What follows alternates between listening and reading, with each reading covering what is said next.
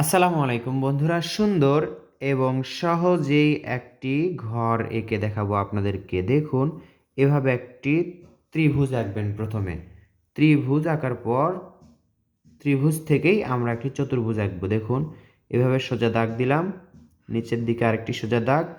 তাহলে এখানে হলো একটি ত্রিভুজ এবং নিচে একটি চতুর্ভুজ, ঠিক ঘরের শেপের মতোই দেখাচ্ছে। এবার এখান থেকে দেখুন, ঠিক এখান থেকে একটি দাগ এবং এদিকে আরও একটি দাগ। তাহলে এই দুইটা দাগ সোজা হলো। এখান থেকে এদিকে একটা দাগ যাবে এবং এদিকে একটা দাগ যাবে। এই দুই দাগ আবার কিন্তু মিলিত হবে। এবার নিচের দিকে একই রকম করে আবার একটা দাগ হবে সোজা। এই যে এখানেও হবে আরেকটি সোজা দাগ। এবার এই দাগটা আমরা ডাবল করব। খেয়াল করবেন যেন সোজা হয়। এখান থেকে আবার দেখুন, এই বরাবর আরেকটা দাগ দিব। শুধু চেষ্টা করতে হবে সোজা করার। এবার এটা আমরা এটার সাথে মিলে দিব। এই যে দেখুন, সুন্দর একটা ঘরের শেপ আঁকা হলো। ঘরটি এখনো সম্পূর্ণ হয়নি। এখানে আমরা একটি দাগ দিব সোজা, ডাবল হয়ে গেল। এবার এই যে এই পাশে সিম্পলভাবে একটি দাগ দিলাম।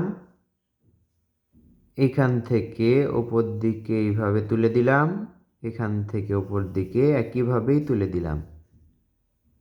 তাহলে এটা একটা গাছ। এটা সোনামণিদের জন্য সহজ হবে আঁকা।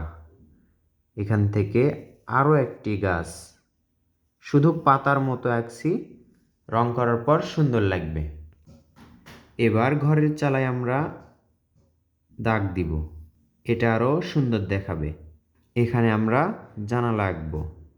এই পাশে একটি দরজা এবং ওই পাশে একটি জানালা আঁকলেই আমাদের ড্রয়িংটি শেষ হয়ে যাবে।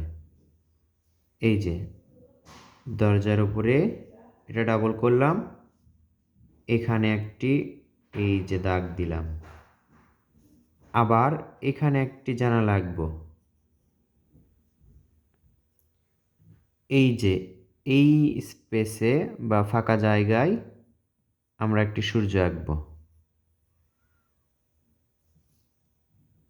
সূর্যটি যত গোল হবে ততই সুন্দর লাগবে।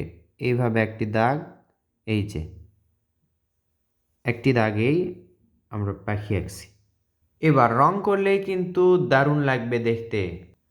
তো বন্ধুরা, দেখুন রং করার পর কেমন লাগছে এই ড্রয়িংটি কমেন্ট করে জানিয়ে দিন। ভালো লাগলে লাইক করুন।